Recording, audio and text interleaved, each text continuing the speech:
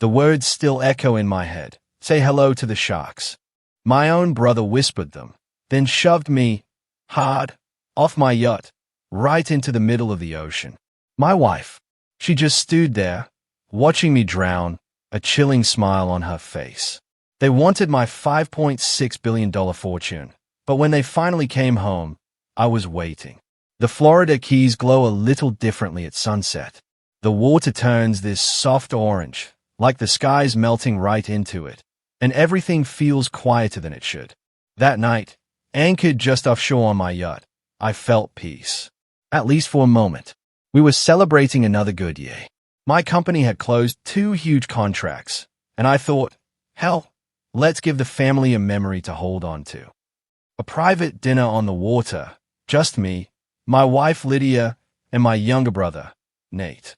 The boat swayed gently beneath us. Waves tapped against the hull like an old friend reminding you they are still there. I leaned against the polished railing, a glass of bourbon in hand, letting the wind hit my face. Salt, warm air, the sound of my brother laughing behind me. It all felt like something I'd earned. Lydia looked stunning in that navy blue dress, her hair pinned up, a glass of white wine in hand. The way she smiled at me, it reminded me why I built all this in the first place. For her, for us, and Nate. Well, Nate was on his 3rd drink, grinning like a teenager who just got away with something. You ever think about slowing down, big bro? He asked, patting my back. Harder than necessary. Slowing down. I chuckled. That's not exactly in my vocabulary. He raised his glass, bumping it into mine. To never slowing down. It felt sincere. Almost. But something in his eyes held a little too long. I turned to Lydia. She was watching us. No, watching him. A glance, a flicker of something in her expression that didn't belong at a family gathering. I blinked, and it was gone. She smiled again, softer this time, and looked at the horizon, like she didn't notice the exchange. I tried to brush it off, told myself I was being paranoid. This was my family, my blood, my wife. But the thing is, sometimes the heart notices before the mind allows it to catch up. Dinner was elegant, quiet. We had grilled mahi, some kind of truffle risotto. Lydia loved the kind of food that's more about the name than the taste. Nate kept pouring drinks. Come on, he said, filling my glass again. You finally let yourself relax. Don't stop now. Lydia giggled, that light little laugh she always used when she was trying to keep things smooth. My stomach twisted, and not from the alcohol. Still, I played along, laughed, smiled, clinked glasses. Because that's what you do when you've spent your life believing that loyalty means ignoring the little things, even when they start adding up. By the time the sun dipped beneath the waterline, we were up on the bow, just the 3 of us. Nate leaned on the railing next to me. Lydia stood a few steps back, barefoot, sipping wine like it was just another evening in paradise. You ever wonder, Nate said, his voice low, what it'd feel like to lose everything in an instant? I turned to look at him. What's that supposed to mean? His smile didn't reach his eyes. He leaned in closer, whispering, say hello to the sharks. Then he shoved me. Hard. There wasn't time to scream. The world flipped upside down. My back slammed against the rail, and the ocean swallowed me in one clean gulp. The cold hit first. Shocking, biting, unforgiving. I kicked upward, gasping, and when I broke the surface, I spun around, coughing, clawing to see Lydia. She stood at the edge, but she didn't scream. She didn't move. She smiled, and then turned her back. Gone, just like that. The pain hit second, not physical. That would have been easier. This was different. The kind of pain that sits deep in your ribs and spreads until it takes over everything. I yelled, but the boat was already drifting farther. Nate! I shouted. Lydia! Nothing, just the sound of the engine purring low. Then silence. Waves crashed into me, pulling me under. I kicked, fought. My shoes dragged me down. I kicked them off, struggled to stay afloat. Every stroke burned. Every breath stung. I thought of my father. The way he once said, a man's real strength shows when he's got no one left to lean on. I always thought that was about business. Now I knew better. This wasn't an accident. This wasn't some sick joke. They meant for me to die out here. For the sharks to finish what they started. And you know what the worst part was? Not the betrayal. Not the fear. Not even the cold. It was knowing that the people I loved most had planned this. I went under again, swallowed salt water. My lungs screamed. My vision blurred. And as the darkness closed in, a thought sliced through everything. If they think I'm dead, then maybe I can use that.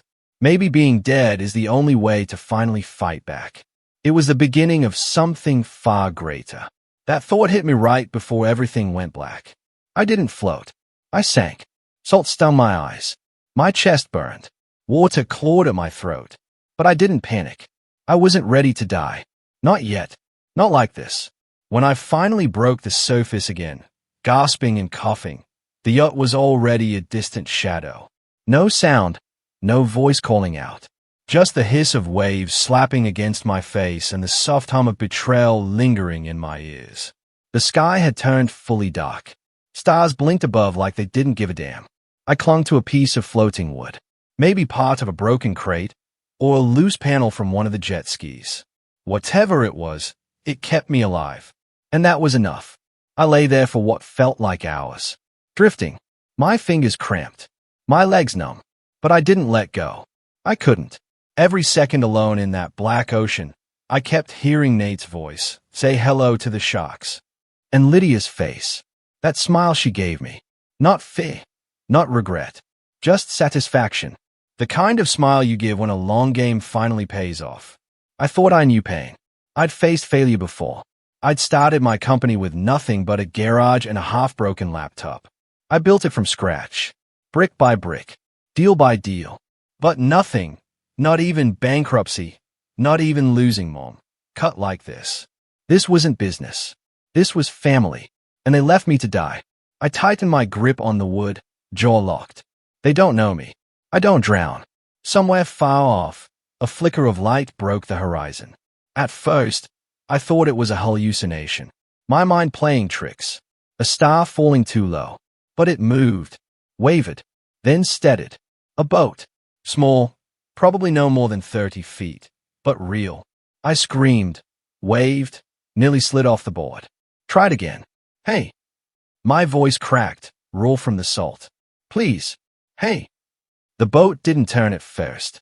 I waved again, beating the water like it owed me something. Then, slowly, the light shifted. It got bigger, closer. A figure leaned over the side, a flashlight cutting through the dark. Dios mío. A Spanish-Cuban accent. A splash of water, then the slap of rope hitting the surface. Hands grabbed under my arms. Strong, calloused. Next thing I knew, I was hauled over the side like a soaked duffel bag. I collapsed on deck, coughing up seawater, barely able to move. The man knelt beside me, pressing a towel against my face. Can you hear me? You okay? I nodded. Barely. Name? He asked. I paused, just for a second, then answered, Horace Eric. Not my real name. Not the one my brother would have listed in the Coast Guard's missing persons report, assuming he even bothered.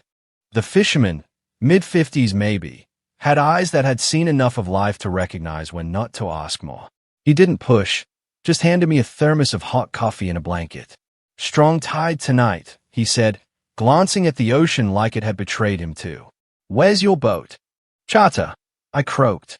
Was on a dive tour. Fell off. They didn't notice. He stayed at me for a second longer, then nodded.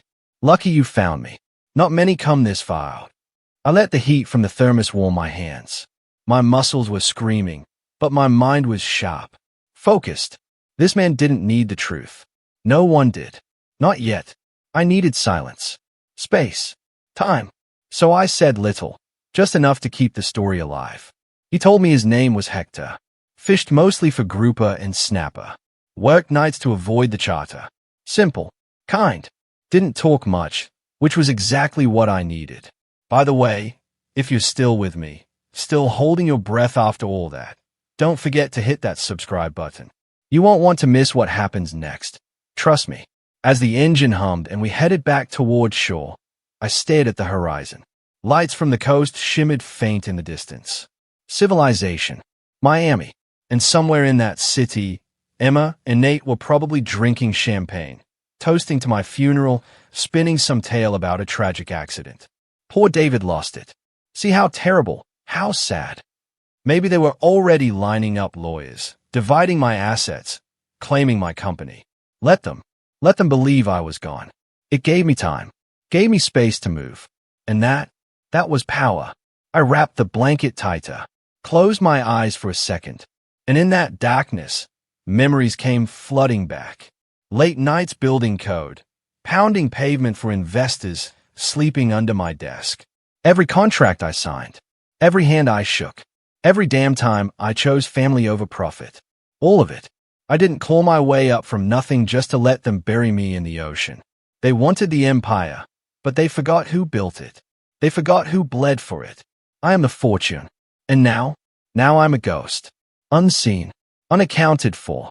That's a hell of a good place to start from. As Hector's boat pulled into the marina, and the city lights reflected off the waves, I made a vow right there on the deck. No one would see me coming. They buried the wrong man. They thought the ocean buried me, but I was already walking back toward them. One step at a time.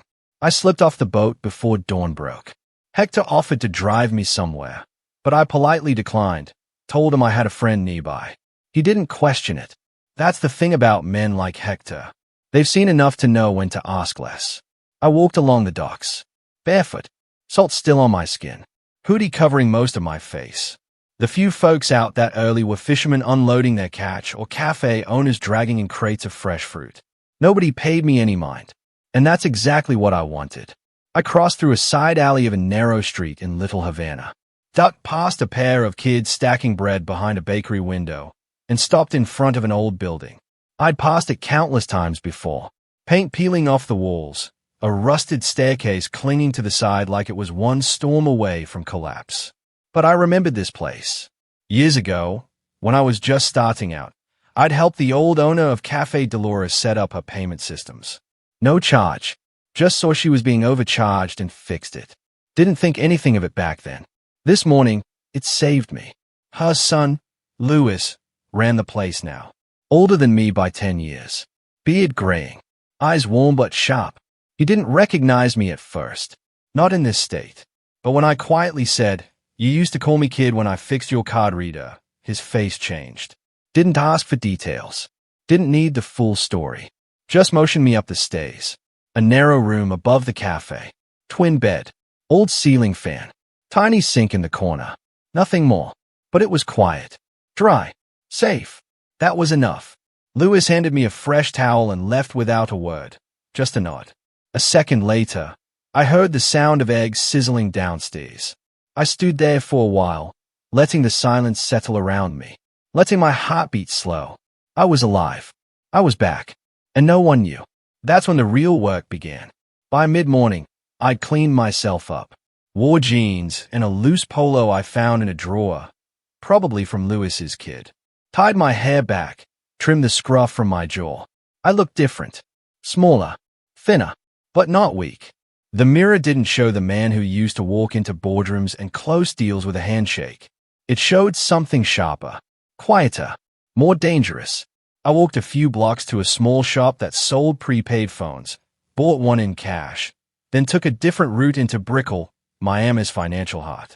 Not through the front, like I used to, through backstreet service entrances, side doors. Old instincts came back fast. I made my way into the lobby of a discreet private wealth firm, one I'd used for years, but never publicly. There were only 3 people in the world who knew I kept assets there. One of them was Greg Winston. He used to handle high-risk restructuring for my company. Brilliant guy, a little too cautious for my taste back then, but loyal. When I pulled back from certain overseas ventures, Greg stuck by me. Didn't question why. I repaid him with discretion. I'd moved a piece of my portfolio, about 18%, into a blind trust under his watch, just in case. And today, it was no longer just in case. I stepped into his office without knocking. He looked up and froze. He didn't speak right away, just stared, then whispered, "David." I closed the door behind me. "Not here," I said. "Not by name." He blinked, then slowly stood and closed the blinds. 5 minutes later, we were in a soundproof room in the back. "You're supposed to be dead," he said. "That's the rumor." His hands trembled slightly as he poured water into a glass. "Jesus Christ, what the hell happened?" "They happened," I said quietly. "My wife. My brother." Greg didn't ask for proof. He'd always been a man who could read between the lines. "They're already making moves," he said, after a pause. "Your accounts. The public ones. There's activity. Lots of it." I nodded. "Which is why I need to shift the reserves. All of it. Move it under lock." He hesitated. "David, if I do that, and someone notices, they won't," I cut in. "Not unless you tell them." He looked at me, really looked, then nodded. We worked in silence for nearly an hour. Transfers, access keys, new safeties. By the end of it, I had a trust so deep under legal layers that not even the IRS could sniff it out without a war. Only Greg and I had the keys. And that was enough. "Why now?" he finally asked. I leaned back in the chair. "Because if they think I'm gone, they'll show who they really are." He stayed quiet, just nodded again. Then, almost as an afterthought, he said, "There's one more thing." I looked up. "They're throwing a party," Greg said softly. "Tonight. At your house." I blinked. "What kind of party?" "The kind that says, let's celebrate the man we just buried and everything we just inherited." I sat there for a long moment, not speaking. Inside, something flared, hot and focused, but my face stayed smoothed out. I stood, smoothed my shirt. "Perfect," I said quietly. Greg looked unsure. "You okay?" "Never better." Then I smiled. The kind of smile they never saw coming. "Let the party begin." I didn't go back to Lewis's place. Instead, I changed in the back alley of a laundromat 2 blocks away. Pulled on black slacks, a dark shirt, and a jacket I bought earlier that afternoon at a thrift store with cash. Nothing fancy, just clean, silent, no labels, no attention. By the time the sun dipped below the horizon, Miami's humidity clung like wet gauze. I took the long way to the house, my house, keeping to the dark edges of side streets, cutting through backyards where the fences were low and the dogs knew me. And then I saw it. My estate, lit up like a damn movie set. Every floodlight on. Music bleeding through the palms. Laughter. Champagne glasses clinking. Somewhere, far too loud. You build a home with someone, you remember every corner of it. And when you come back as a stranger, every step feels like trespassing. I stayed outside the fence for a while. Just watched. The gates were wide open. Security was minimal. Of course it was. They thought the danger had drowned. The only man they feared was gone. It was almost laughable. I slipped in through the garden path. The stone still had my initials engraved near the koi pond, something my wife once insisted made the place ours. The roses along the wall had overgrown a little, untamed without my gardener to shape them. They looked like they'd stopped caring too. Through the window, I saw her first. Emma. Hair curled, makeup thick, skin glowing under chandelier light. She wore the same diamond bracelet I gave her on our 10th anniversary. The one she said she'd never take off unless I betrayed her. I guess she redefined betrayal. She was leaning back on the armrest, swailing a glass of champagne, laughing at something my brother whispered in her ear. Good, that laugh. Not the one she gave me when I made a fool of myself dancing in the kitchen. Not the warm, tired chuckle at night after long days. This laugh was sharp, cold, decorative. And there he was, Nathan, my younger brother, the man who used to trail behind me in high school, asking for tips on girls and job interviews. Now he stood tall, chest puffed, like he belonged there. He didn't. He never could have built what I built, but he was damn good at waiting until someone else built it for him. I crouched behind the hedges as a pair of guests walked past the patio. One of them, a lawyer I'd worked with years ago, whispered, "They're announcing it tomorrow. Power of attorney, full control. Poor David, but it's a win for the fam." They clinked glasses, moved on. I felt nothing for a long second, then everything at once. But I didn't move, didn't blink. I just memoized every face, every life floating around that party. Retribution only works if you let it simmer. I slid around the side of the house, keeping low along the path I'd helped design myself. It led to the side entrance the staff used, mostly hidden, half buried in the wall. I knocked once. Low. A pause, then a soft click. The door opened just enough for a face to peek through. Miguel, my old groundskeeper. 58. Vietnam vet. Loyal as they come. I'd helped pay for his granddaughter's surgery 3 years back. He never forgot. His eyes widened. I held a finger to my lips. He let me in. Inside, it smelled like lemon polish and old tile. The basement hallway hadn't changed. I kept walking, quiet, until I reached the service stairs. Another figure was there. Rosa. She froze when she saw me, hand to her chest. I thought you. I nodded. Yeah, everyone did. Taze welled up. She didn't ask questions, just pulled me into a hug so tight I almost forgot why I came. Almost. I'll need access to the camera grid, I whispered. Rosa stepped back, wiped her cheek, then pointed to the utility room. 10 minutes later, I was inside, screen glowing. They had disconnected most of the original surveillance, but not all. I reconnected the hallway feeds, the office camera, and 2 hidden ones I installed long ago but never told Emma about, just in case. I downloaded backups, saved new recordings, reset admin access. No more secrets in that house would go unseen. I stepped out and looked at Miguel. I'll be back soon. Keep quiet. Keep watching. He nodded. Whatever you need. I moved through the corridors like a shadow, reaching the edge of the ballroom without a sound. And that's when I saw it, in full. Emma and Nathan standing at the top of the stairs. Everyone's eyes on them. Flashbulbs popping. Laughter like glass breaking. Nathan raised his glass. To the empire I now control, he said. The crowd cheered. He added, louder, to the man who never knew how to protect it. That stung more than I thought it would. Then Emma leaned in, whispered something in his ear. He smiled. The smug kind of smile only men with short memories and borrowed power wear. I took 1 step closer to the edge of the archway. No one saw me. No one heard me. But I looked straight at them and whispered to the air. Protecting it wasn't the problem. Trusting you was. The lights had gone out hours ago. But my mind didn't. I spent the rest of the night in the same study I'd built years ago, tucked behind the service wing, hidden from anyone who didn't know its door was disguised as a bookshelf.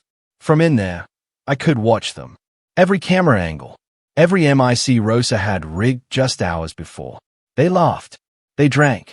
They planned my funeral like it was some afterthought. Nathan paraded through the rooms like a king who never went to war.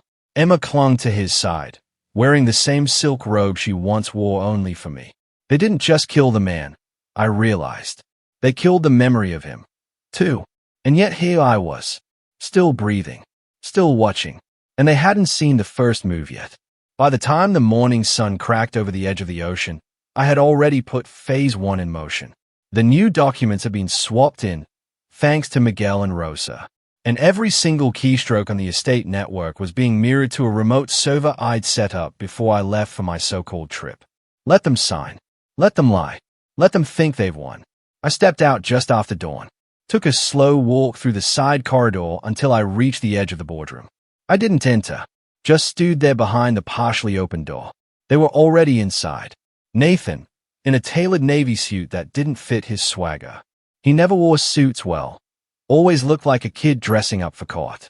Emma sat beside him, polished and poised, hair tucked behind her ear. Her voice soft, almost broken. If I hadn't heard her hours before, I might have believed she was grieving. The family lawyer, Mark, sat at the head of the table. Balding, glasses perched on his nose, flipping through a thick binder of legal jargon. We'd known each other for 15 years, and yet he couldn't even tell the air in the room had rotted. He cleared his throat. Thank you both for coming early. I know it's been difficult. Emma nodded gently. We're just trying to honor his wishes. Nathan smirked. It's what he would have wanted. Mark, the business needs leadership, stability. We're just stepping in. I could barely contain the bile rising in my throat. He kept going. This house, this fortune, after all these years, it's finally ours. Ours. That word, like he ever earned it. Emma put a hand over his and gave a practiced sigh. He built this for the family, and family moves forward. Mark gave them both a nod. Right. Well, the paperwork has been reviewed. Your legal authority will be finalized once these documents are signed. Power of attorney, estate transfer, ownership of the main accounts. I watched as Rose's camera above the archway tilted ever so slightly. Still working. Still feeding me everything. I shifted my stance, reached into my coat, and pulled out the burner phone. One tap. Recording began. Nathan leaned forward, resting his elbows like a man delivering a TED Talk. You know, growing up in his shadow is never easy. Always the smart one. The golden boy. The one Dad called the builder. But who's here now? Who's signing the papers? Emma laughed. Quiet. Cruel. Poetic. Isn't it? Mark looked a little uncomfortable, but kept going. Just need your signature, hey. Nathan and Emma, initial on page 32. Miguel stepped in just then, casually, like he was delivering coffee. He placed the tray down, gave a small bow. Anything else, Mr. Nathan? Nathan grinned. No, go polish something. Miguel nodded, then walked out. But I knew what he'd really brought. The final version of the decoy paperwork. I had checked it twice before sunrise. They'd be signing over nothing. Paper ghosts. Traps dressed as inheritance. And on record, in full view of the camera behind the light fixture. Emma leaned in. Let's finish this. I watched her pick up the pen. Watched Nathan roll his sleeves. Watched Mark pull the folder closer, flipping to the last page. This was it. They were about to sign away my life. No, what they thought was my life. In truth, I'd already rerouted the business accounts. The trust funds were locked under emergency clauses they didn't even know existed. Emma's power of attorney led to a holding company in Belize, controlled by me. Every asset they thought they were claiming was just paper, but I wanted them to believe it, to smile, to toast, to bury themselves deeper. Mark tapped the pen on the folder. You sure you want to proceed? Nathan chuckled. Mark, I've waited 20 years for this. Let's make it official. And right then, I stepped just slightly into view. Not fully, just enough that my shadow stretched across the doorframe. They didn't see me, but I saw them freeze for a half second. Emma's hand jerked. Nathan looked over his shoulder. Nothing. I was already gone again. Just a whisper behind the wall, but I spoke it anyway. Quiet. Controlled. Go ahead. Sign your betrayal into history. The pen clicked. Mark smiled, warm, clueless. Nathan tossed the pen down like he just signed a movie deal. Well, that's that. Emma leaned over, her breath brushing his ear as she whispered, It's ours now. They thought the ink on paper was the finish line. I knew better. From my vantage behind the concealed panel in the hallway, I watched every move, every smug glance, every hollow laugh. I didn't need to be in the room to feel it, the air thick with victory they hadn't earned. Mark gathered the documents carefully, tucking them into his leather briefcase like a priest carrying sacred text. I'll have the filing submitted before close of business today. You two should prepare for transition meetings by Monday. Nathan grinned. We'll be ready. Emma turned toward the window, watching the breeze ripple through the poolside palms. Feels different, doesn't it? She said, like the sun shining just for us. She wasn't wrong about the light. Noon had slipped into that golden hour glow, the kind that makes even betrayal look beautiful. They stood, stretching like cats who just devoured their prey. Emma was already planning the redecorations in her head. Nathan muttered something about replacing all the security staff. That wouldn't go well for him. He turned to Mark. Let's open the vault. Mark blinked. The vault? You mean the legacy room? Nathan nodded, already walking. We want to look at the good stuff. The old man's war bonds, the original deeds, the family jewels. Let's see what we inherited. Emma linked arms with him. And don't forget the tapestries from France. I've always wanted those moved to the foyer. Mark hesitated. Well, all right. I suppose there's no harm now.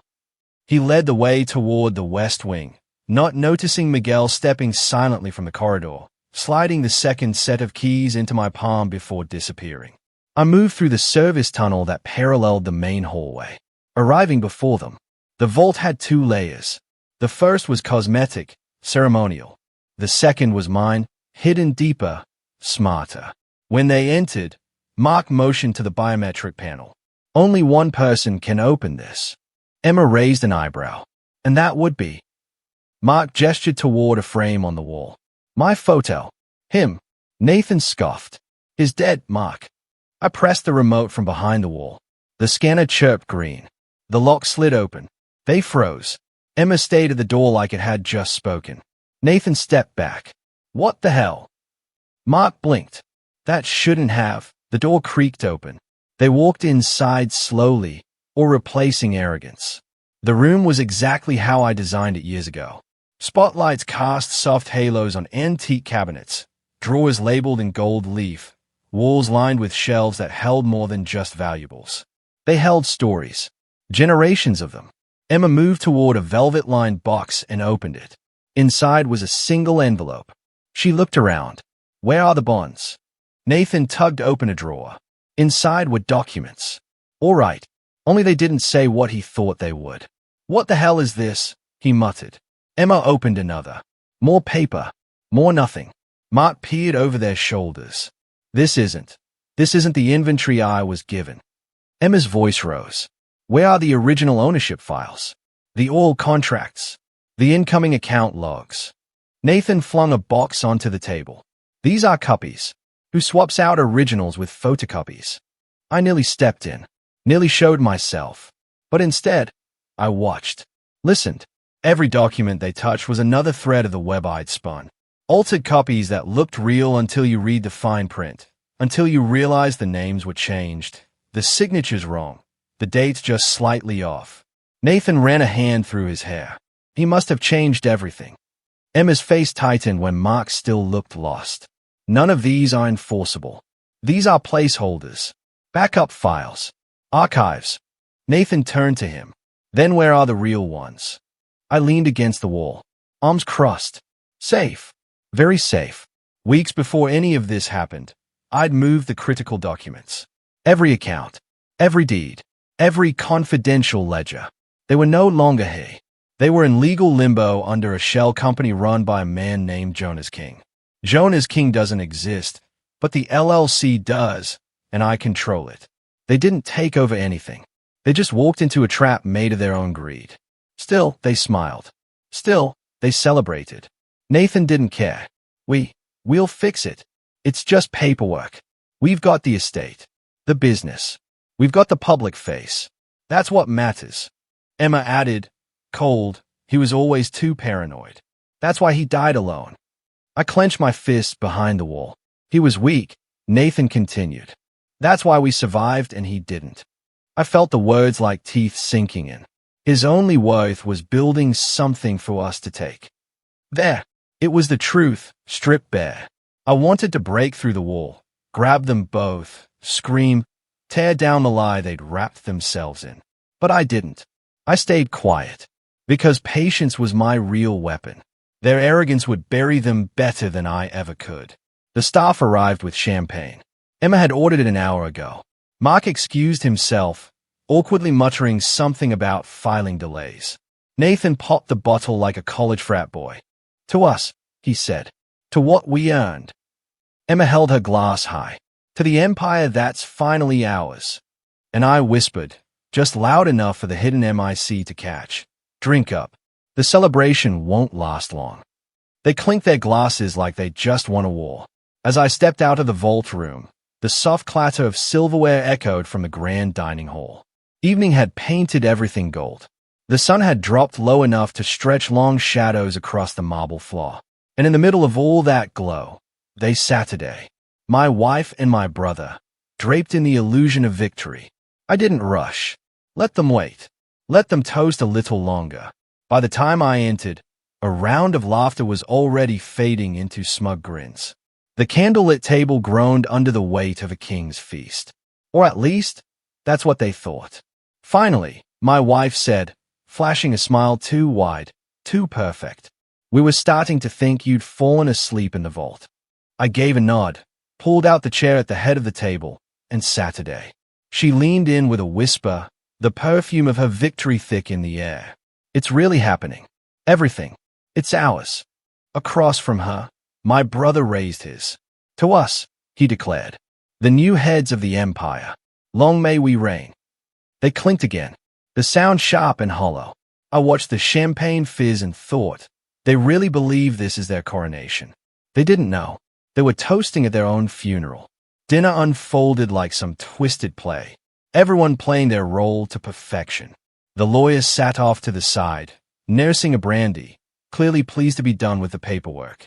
Clean deal, he mumbled once between sips. Solid signatures. Watertight. I let him believe that. It wasn't his fault, he was blind to what was really unfolding. My wife. God, she looked radiant in that candlelight. But the kind of radiant you see on a snake's back right before it strikes. She basked in every compliment, nodded at every lie my brother spun, fed off the attention like she'd waited her whole life for this moment.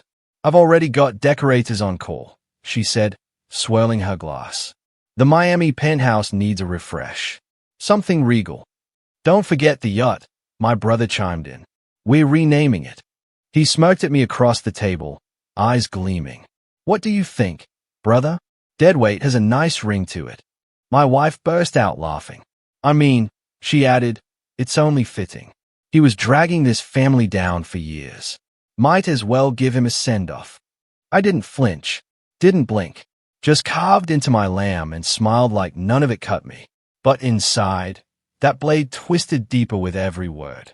I told myself what I had told myself 100 times before. Not yet. Patience. Their arrogance was my weapon. Earlier that week, long before this little circus, I'd met with Hector, our head of security. Not at the estate, not anywhere traceable. I need every room recorded. Every word, especially the dining hall. He didn't ask why. He just nodded. Tonight, in the corner of that chandelier-lit room, tucked behind a false panel, was a pin-sized lens, streaming everything to a secure server. Voice recognition. Time-stamped. Geotagged. Every joke. Every insult. Every self-incriminating word. That was one layer. Another. Those documents they were so eager to sign? Not the originals. Not even close. The originals had been moved weeks ago. Restructured. Reworded. Rerouted through a new corporate trust under a name they couldn't trace even if I drew them a map. Their signatures had just finalized their liability. I hadn't stopped the betrayal. I'd merely shifted it. The mood shifted slightly when dessert hit the table. The lawyer furrowed his brow at a folder still sitting near his briefcase. Strange, he said, flipping a page. This clause wasn't here earlier. What clause? My brother asked, mouth half full of creme brulee. Just a typo, my wife interrupted. Too fast, too smooth. Honestly, let's not ruin the mood. Everything's done. The lawyer glanced my way. I met his eyes. Calm, unreadable. I could see the flicker of doubt begin to take root. He didn't know yet, but the ground beneath their chairs had already started to crack. I picked up my glass, not champagne like theirs, just water. Held it for a moment, then raised it slowly. To family, I said. They turned toward me. The kind that teaches you what betrayal really means. Silence. Not a long one. Just enough for the air to change. My wife's smile twitched. My brother stopped mid-laugh, eyes narrowing. And for the first time since this circus began, they looked uncertain. Not scared. Not guilty. Just that first flicker of unease. Like a man realizing the car he's driving doesn't respond to the brake pedal anymore. That was all I needed. A crack. And tomorrow, I'd split it wide open. The glass was still in my hand when the silence finally settled. I set it down gently. No rush, no weight in my movements. But inside, something shifted. The room felt different. Not louder, just still. Heavy. Thunder rumbled somewhere outside, low and distant, like the sky itself was listening. My brother forced a chuckle, but it came out thinner than he probably intended. Damn, that's a dramatic toast. Even for you. I didn't answer. Didn't need to. Because I saw it. For the first time all night, there was something else behind their eyes. Not pride. Not gloating. Not even irritation. It was fear. Not enough to make them run, but just enough to make them pause. I leaned back in my chair and slid the folder across the table, right in front of the lawyer. Before we all turn in, I said quietly, I figured we'd do a little reading, since we're so fond of contracts. He hesitated, glanced at my wife, then at my brother, then opened the cover. They both leaned forward. She scoffed before she'd even read a word. What is this? You printing bedtime stories now? I didn't respond. Page after page, the lawyer's fingers slowed, his brow folded in tight lines, his jaw clenched. My brother reached over and grabbed one of the pages, scanned it, then shoved it aside. This is fake, obviously. What kind of idiot do you think I am? A brave one, I said, to speak so boldly on a wiretapped line. His face froze. October 4th, I added. 3:17 p.m. You told Greg to push through that offshore transfer, skip due diligence. Your exact words were, and I quote, "Who cares? It's not my money." He blinked. I turned to my wife. And you, December 12th, you instructed Maria to destroy the first batch of reports. Not revise. Destroy. She rolled her eyes. None of this will hold up in court. It already did. Her face dropped just a hair. Not much, but enough. I submitted everything this morning, I said. Filed. Timestamped. All of it. This, I tapped the folder. This isn't for court. This is for you. So you understand how thoroughly you've already lost. The lawyer stood up abruptly, papers still in his hand. He looked pale, sweaty, like a man realizing he'd stepped into a minefield barefoot. This wasn't in the final draft, he mumbled, more to himself than to anyone else. No, I replied, because you never saw the final draft. I handed you the version I wanted you to see. You were too busy sipping scotch to notice the switch. His lips parted, but no sound came out. He turned toward the door. Didn't make it. Two of my men, silent until now, stepped forward. Not armed, just present enough. Sit down, I said. He obeyed. That's when I saw it click in his head. He wasn't their shield anymore. Wasn't their asset. Wasn't even their witness. He was just another pawn. And I had flipped the whole damn board. My brother shot up from his chair, slammed both fists into the table. This is bullshit. This is garbage. You can't do this. You're just bitter because we finally outplayed you. No, I said, calm. I'm not bitter. I'm just thorough. He pointed a shaking finger at me. You're going to regret this. You hear me? You think you've won. I looked him straight in the eye. I don't think, I said. I know. He turned to our sister-in-law, the lawyer's wife, like maybe she'd have a lifeline, but she just stared down at her plate, frozen in place. Cowards lose their voice when the lights come on. Then came her voice. My wife's. Low, cold, almost venomous. You ruined everything. For what? A little revenge. I stood slowly, walked to the head of the table, and picked up the small remote. Clicked. The large wall screen blinked to life. Video feed. Their voices played back, perfectly clear. Her laughing about moving funds. Him, bragging about who he had in his pocket. Their lawyer chuckling along. The whole table went still. Only sound left was the storm outside. Louder now. Rain tapping against the windows like a warning drumbeat. I turned the volume down, leaned in just enough for them to see the calm in my face. This wasn't revenge, I said. This was a reckoning. The cameras in the dining hall flickered once, then twice. On the screen, new figures began to move. My allies, positioning themselves. One by the front gate, another at the east hallway, one more near the garage. All in place. My wife's eyes scanned the feed, finally realizing what was happening.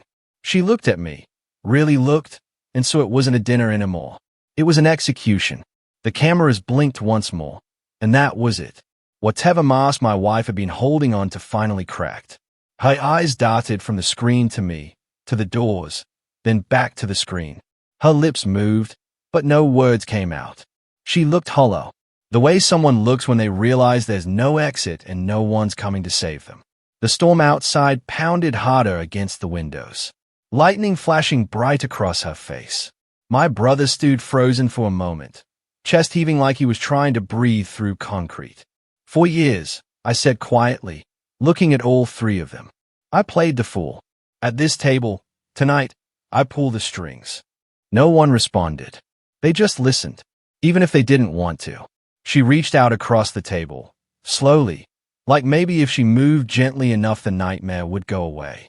We can fix this, she whispered. You still need me. I stared at her hand, the same hand that signed those papers, moved those funds, texted him behind my back. No, I said. I needed honesty. You chose greed.